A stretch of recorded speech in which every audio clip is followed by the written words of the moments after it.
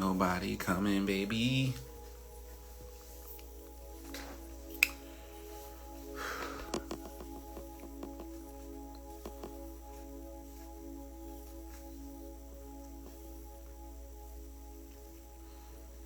What up, y'all? How you feel? Ain't nobody coming to save you. Come on in here. Come on in here, good people.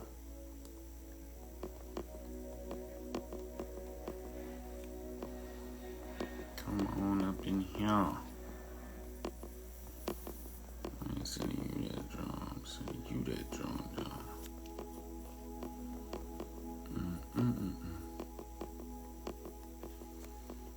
I'm just sending this to whoever is in the queue. I don't care if somebody's watching or if they're not.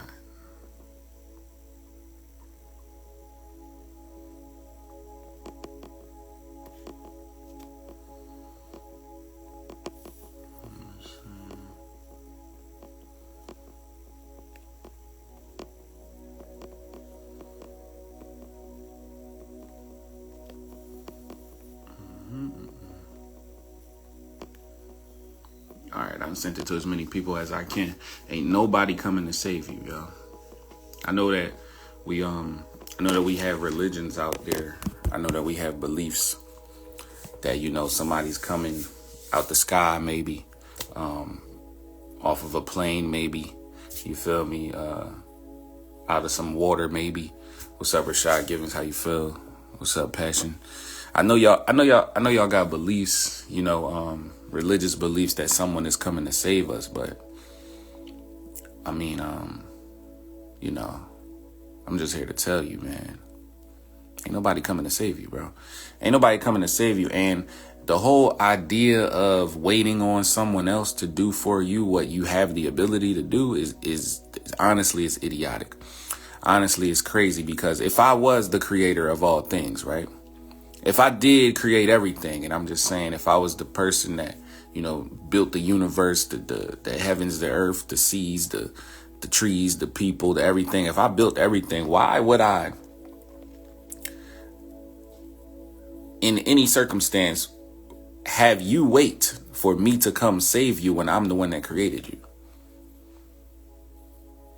Wouldn't I in some way set up or build a plan out for you to save yourself? Wouldn't I in some way want you to grow to a higher level than the level you were born at? Wouldn't I in some way want you to be better than when you first started? Wouldn't I in some way have some type of promotion program or something set up where you could be a better person? I just think that makes sense to me. If you if you have a different belief, I would like to hear that. If you have a different belief, then please come on here and tell me about that, because it doesn't sit well with me that people are really and then let's get off the spiritual, right? Let's talk about the physical.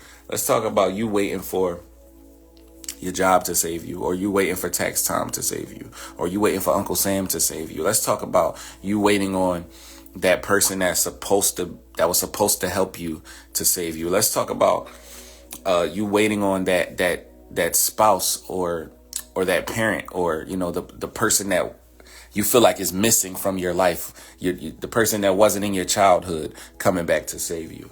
Or let's talk about the imaginary person that you haven't even met yet, the person you don't even know, that you want to come out of nowhere and save you. Let's talk about that, man.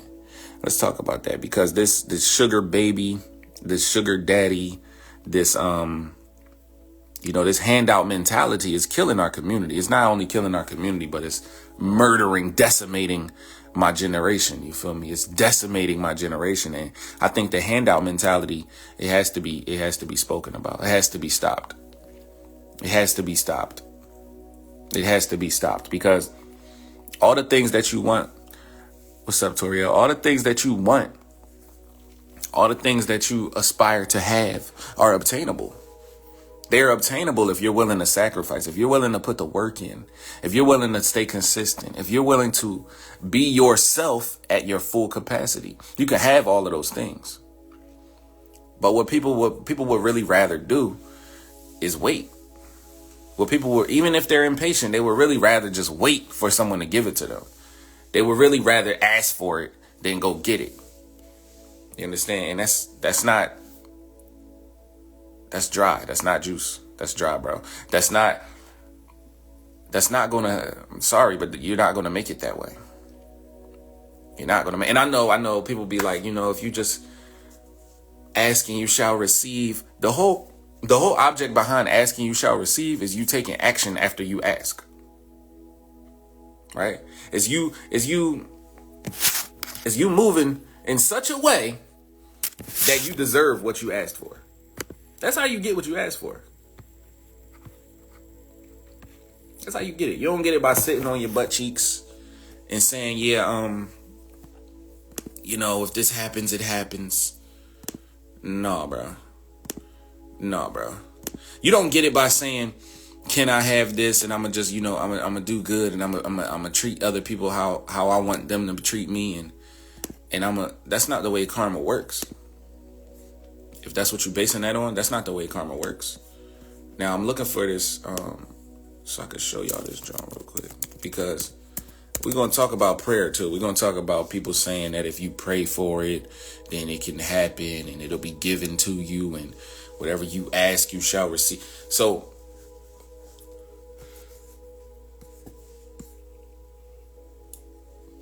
when you ask someone for something, right? A regular person, you walk up to a random person and you say, yo, can I have $5? The person giving you that is based off of, one, how they feel about you. Two, who you are to them, not who you are in general, but who you are to them. And three, what have you done to deserve that? Those are the three things, the three reasons why someone is going to either give you something or tell you no. Those are the three reasons. So based on that, when you pray for something, right? When you ask God, whatever God you believe in, when you ask that entity for something, you receiving those things are based on those same three things. Who you are to that entity, what you have done that entity can benefit from, and do you deserve that or not? So prayer isn't about you asking and it's just happening to you. You still got to earn that. Nobody's coming to save you. You save. So in a way, in a sense, you actually are saving yourself even when you pray and ask for something. Because, God ain't going to give you something you don't ask for. So how do you get saved unless you ask? The point of this whole live is that it's all on you. The point of this whole conversation is that it's all on you. It's not on someone else. It's not on God. It's not on your mom or your dad or your boyfriend or your ex or your husband or your wife or your cat or your son or your sister, your daughter. It's not on any of them. It's on you. Because nobody is coming to save you, knowing that, having that mentality is only going to get you more of what you want. Because you'll stop asking for it then. See, we don't, in merchology, right? And what I practice and what I believe, we don't ask, we command. We don't pray, we center, right? Center stands for command, express gratitude, never doubt, take action, expect, and reap. Now, you might say that pray stands for push until something happens. You might say that pray stands for pray until something happens. No, we not doing that. So praying is, like I said, what up, Rabbit? How you feel? Praying is, like I said, is you asking for something. But when you pray and you receive that thing, it's based on three things. It's based on who you are, right? Who you are to the person you're praying to, not who you are to you, but who you are to them. What have you done that this person you're asking can benefit from? What have you done that they can benefit from? And do you deserve that or not? It's the same whether you're praying or you're asking a random man for $5. Who you are to that person, what have you done that they can benefit from? And do you deserve that? the same thing. So you're never, even when you pray, you're never just bestowed something because you asked for it. It's all based on those three things. And that's why in Merchology, we don't pray, we center. And again, center stands for command, express gratitude, never doubt, take action, expect, and reap. Because you can't expect to reap something if you haven't worked for it. You can't expect to go pick some corn out of a field if nobody ever planted the corn there. Nobody's coming to save you, bro. You got to set yourself up. You got to put yourself in a position to benefit from the things that you're doing. Period. That's it. Whether it's going to your job every day and selling your time, or it's getting on a network marketing Zoom call and recruiting people for that company, or no matter what it is, it's up to you to set yourself up. So you can keep bullshitting with yourself, or you can start putting in some real work that's going to get you where you want to be. Now, if you got your destination in your head already, if you know where you want to go and you know who you want to be, the only thing stopping you, I know this sounds cliche, but the only thing stopping you is you. You know where you want to be. You know who you want to become. Don't become it. Just be it. Be and it is. You're really already that. You're just not acting like it. Every possible reality already exists. Every possible outcome has already happened. Time is not what you think it is. It's not a one-way street. It's not just moving forward. That's not how time works. All of those realities are collapsible if you act in that reality. If you become that person. If you just be that person. And I'm doing it in front of you in real time.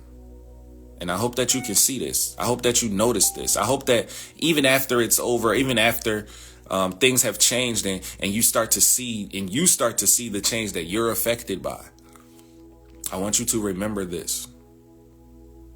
I want you to remember this, because when you become, everything else, it has no choice. Everything else has to fall in line. Everything else has to submit to the will that you are submitting to. Because ain't nobody coming to save you, but this is already written down. This is like I said, every reality has already happened. It's just about which one you following. The only thing you have control over is which reality you gonna live in. It's an infinite amount of possibilities. Anything that you can think of, it's already thought of. You just have to choose to live in that one. Choose to be that one. And you can live in a combination of a few, but that's also a reality that already exists. Nobody's coming to save you. Go down the path that you choose to go down. But when you're on that path, make sure you're able to accept everything that comes with that path. Make sure you're willing to take every sacrifice that comes with that path. Make sure you're willing to take every loss that you may not view as a lesson at the time that's on that path. Make sure that you're able to balance every win that's on that path. Make sure that you're able to manage every up and down that's on that path. Because when you choose a path and you commit to a path, if you deviate from that path, falling back into a reality that you left is worse than entering into a reality that you've never been in. Have you ever transported a plant from one pot to another pot and experienced that temporary shock that plant has to go through to assimilate to the new pot? Yeah, it's the same thing. Assimilating to a new reality, it's going to bring a certain amount of shock to your entire system. I'm talking about mental, physical, spiritual, economical. I'm talking about financial. I'm talking about everything. Everything that has to do with you is going to bring a shock to that system. So if you're going to change your path, if you're going to take the high road, if you're going to take the path that, that you really want and not the one that you have to settle for because you're settling for that path that you in right now out of fear. You're settling for that because you don't want to step out into the unknown. You're settling for that because someone told you that it worked for them and you're just trying to do what you were told because If it worked for them, then it has to work for you, right? Wrong. No, that's not the case, bro. That's their path. That's the path they chose to follow. It don't have your name on it. Your story is not that's not your story. You're not even in that book.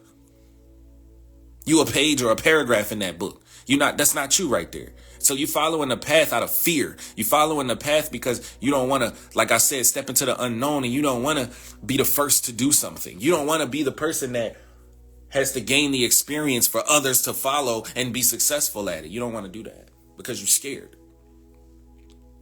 But if you choosing the path of the unknown, if you stepping into a reality you never been in, if you, man, whether you're choosing the safe route, the known route, the well-tread route where everyone has walked at, or you're stepping into the unknown, it's still up to you to save you. You still gonna have to go through them same ups and downs, them same sacrifices. Just choose which set of sacrifices you want to really use, you really want to take. Because that known path, that path where everybody already went, that path that it got plenty of footsteps, it's a whole trail carved out for you. Oh, it's ups and downs on that path. It's sacrifices on that path. It's mistakes you're gonna make. It's mishaps. Everything is on that path. It's struggles on that path, and it's success on that path. It's a certain level of success, but it's success on that path because success is objective, you know. Success to a crackhead might not be, again, success to a crackhead on this path might not be success to a business owner on that path, right? Because a crackhead, success to them is just getting high that day. That's success to them. They just wanted to smoke the crack. That's all they wanted. I don't know any crackhead that's worried about anything but smoking crack. I don't know any of them. All the crackheads I know, they only want to smoke crack. That's all they want to do. That's all they want to do. So that's success to them. And it's ups and downs on that path. He might have to go get $5 from here. He might have to steal something from here. He might have to pawn a VCR over here. He gonna get his $10 though. He gonna smoke his crack. He gonna smoke his crack.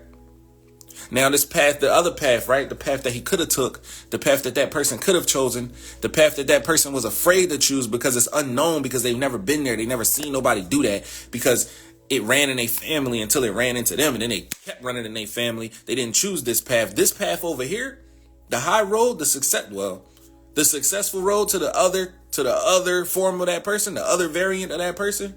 This path has ups and downs. This path has sacrifices. This path has wins and losses and hardships and trials and tribulations and triumph and wins and all of that. It has the same things that this path has. It's just a different set of those.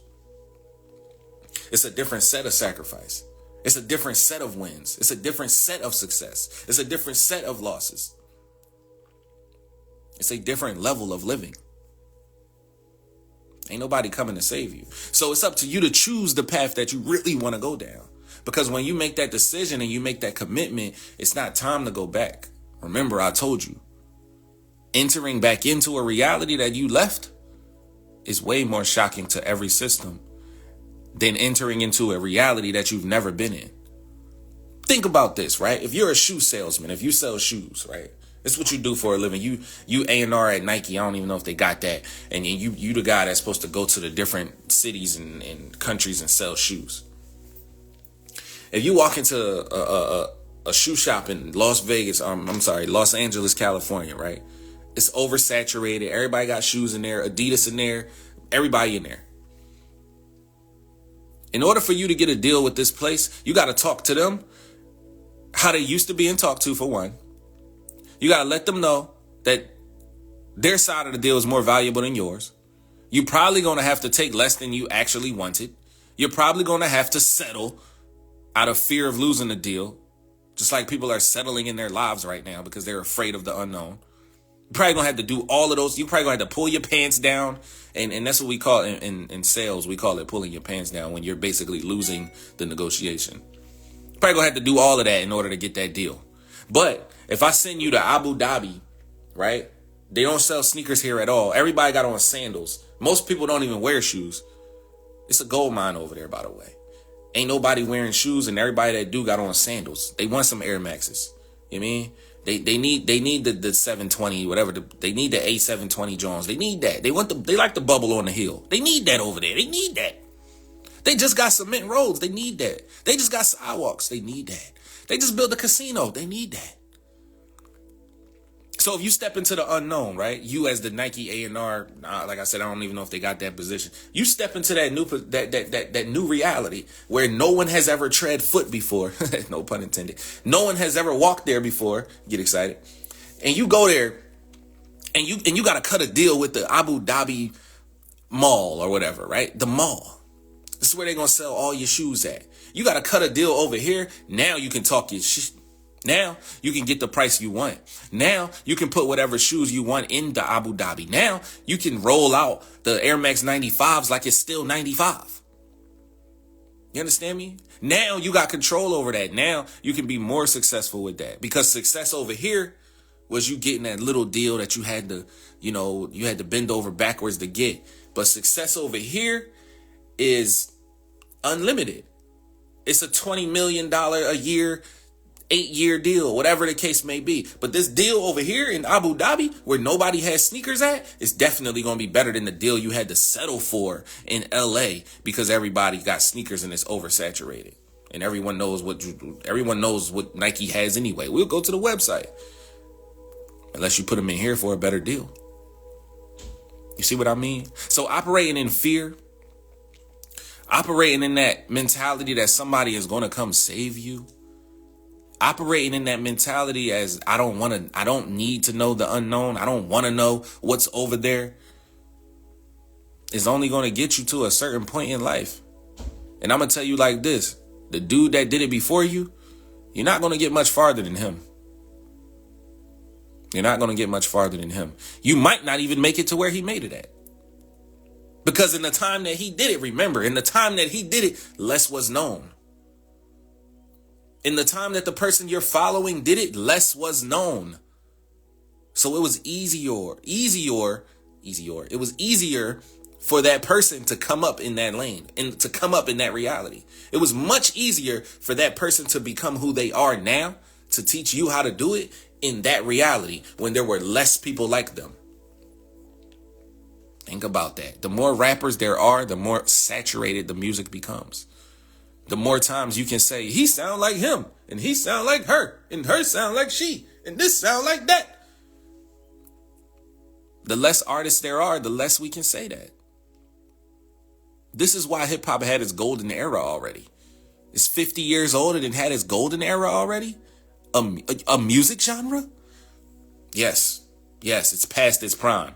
It's past its prime because it's now oversaturated by people that are following the same exact path that someone already went down. Everyone is afraid of the unknown. Everyone is afraid of going down this path because there's new sacrifices, it's new lessons, it's new losses, it's new.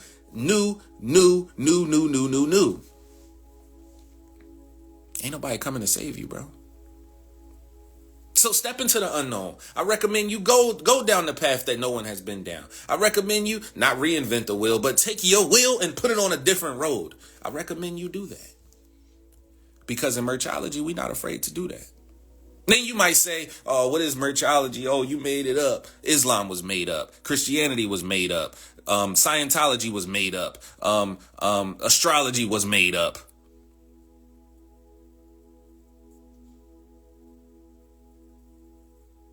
And I'm not afraid to follow the unknown path. I'm not afraid to take what's good from out of these religions and put it into my own.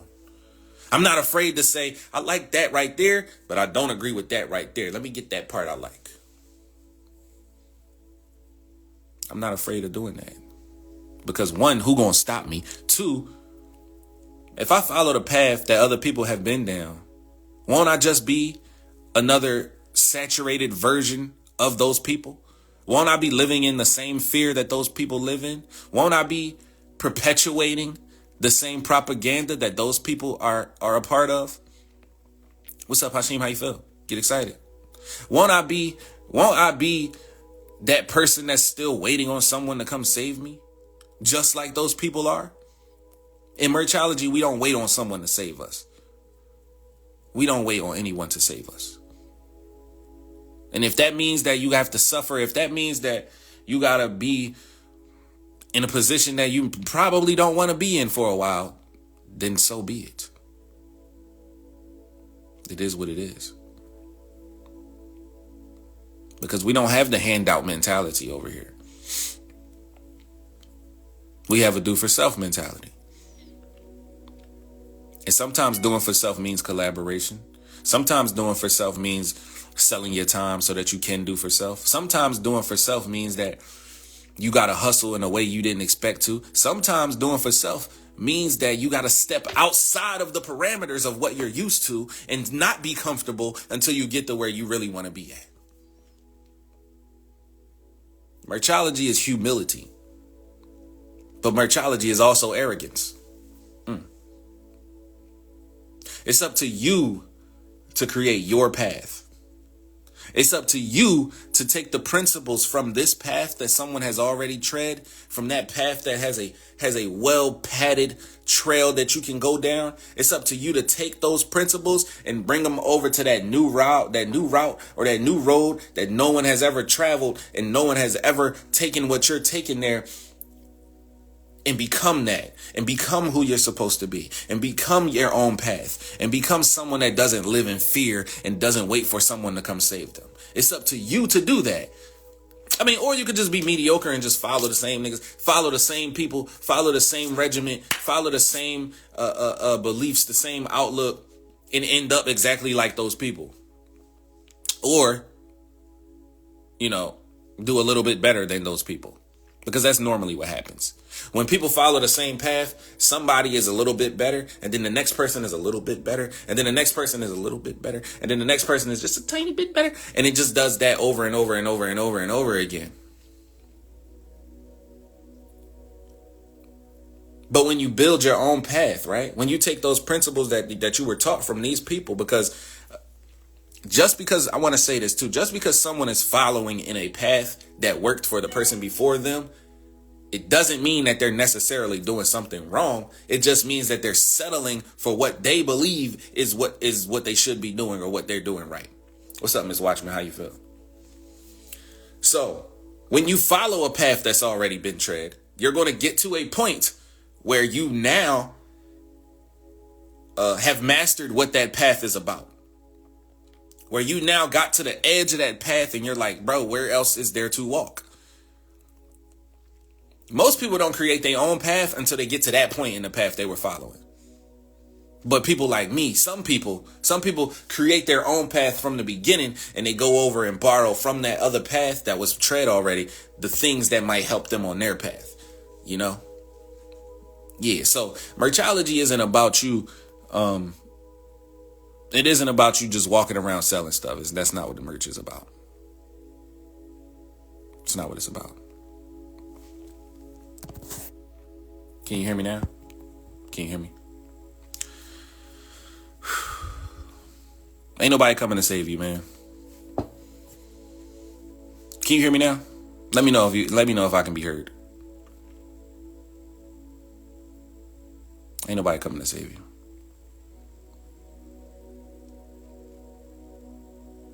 Okay. So I wonder how long I was talking and no one could hear me because I've been on this live for a minute now. But basically the point, right? The point is that in merchology, we don't believe in prayer. We believe in centering. And pray might stand for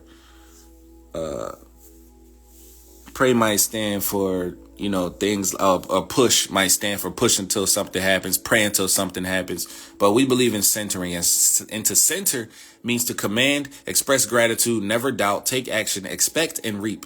Now, the only way, like I said before, the only way that you're going to reap or you're going to gain something when you ask someone for something, whether it be the God you pray to or it be the man walking up the street, when you ask someone for something, only 3 reasons will permit them to give you that thing. 1, do you deserve it? 2, who are you? Not to yourself, but who are you to that person you're asking it for? And number 3, what have you done that person that you're asking or that entity that you're asking can benefit from? What have you done that they can benefit from? So who are you to them? Do you deserve it? And what have you done for them to benefit from it, right?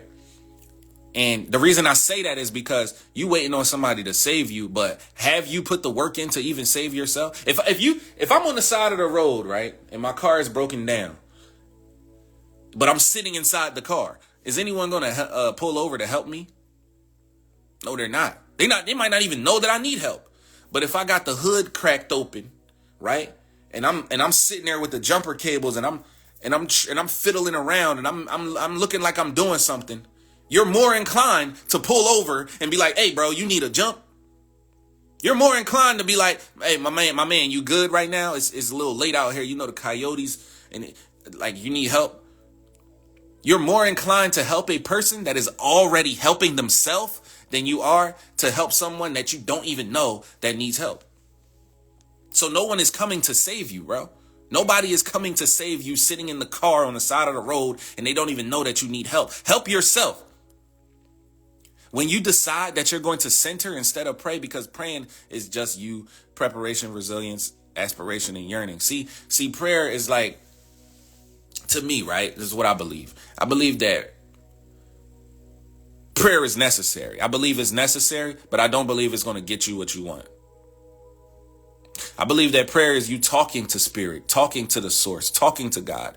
And I believe meditation is you listening to source, listening to spirit, listening to God. But I don't believe that when you pray, that's what makes something happen. I don't believe that. I believe that when people pray, they get a fact check when they pray. Because even in you asking that question, you're thinking to yourself, do I deserve this? Who am I to this entity? What have I done that this entity can benefit from? And you know how I know that? You know how I know that for a fact? Because before you ask, while you're praying, before you ask, you always thank first. Before you ask anything, you're going to show gratitude first. Why do you do that? Why do you do that if praying is just going to get you whatever you want? You do that because you know and understand at an atomic level that you're not getting anything you don't deserve. So you try to appease the entity that you're asking for it. You try to butter it up like a biscuit. Like, oh God, thank you for this and thank you for that and thank you for this. Oh, by the way, can I get $500? I need that. This is why we do that when we pray. Because again, who are you to that entity that you're asking? What have you done that entity can benefit from? And do you deserve it? And most of us don't. That's why we have to express an immense amount of gratitude right before we ask. But if you took the time to center yourself, to command, to express gratitude, to never doubt, to take action, to expect, and to reap, then you would be reaping exactly what you're praying for.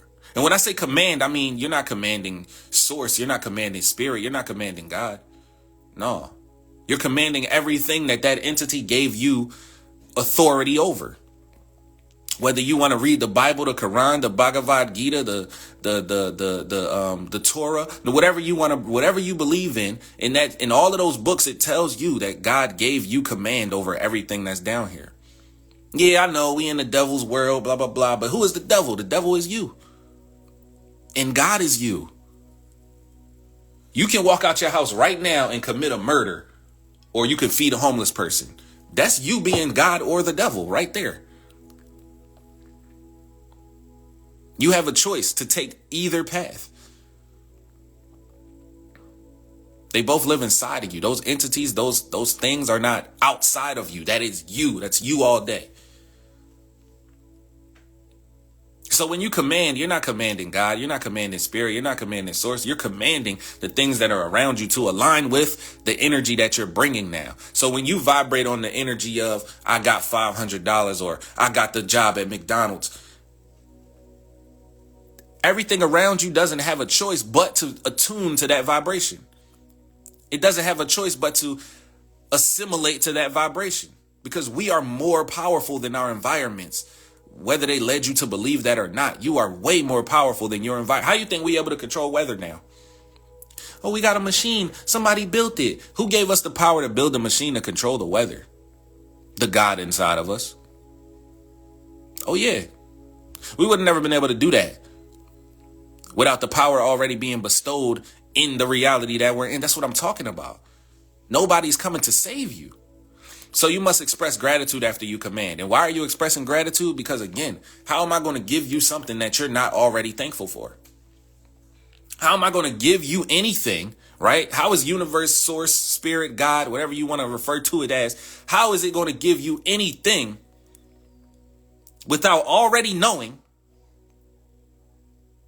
that this thing will have you express gratitude for it? And when you express gratitude on the front end, it's just like making that command. When you make that command, everything has to attune to that vibration. When you express gratitude, everything also has to attune to that vibration. This person is super thankful. This person is super thankful. What are they thankful for? Oh, guess I got to give it to them. They're already thankful for it. The never doubt part, the N in center. Never doubt, because if you doubt, then you're welcoming the vibration of lack. You're welcoming the you are exemplifying the vibration of not having. That's why I don't ask for things. I command those things. Because when you say, I want, and my mom taught me this when I was a kid. I used to be like, I want McDonald's. And she'd be like, well, you better keep on wanting. Drive right past McDonald's. Drive right past that joint. You better keep on wanting.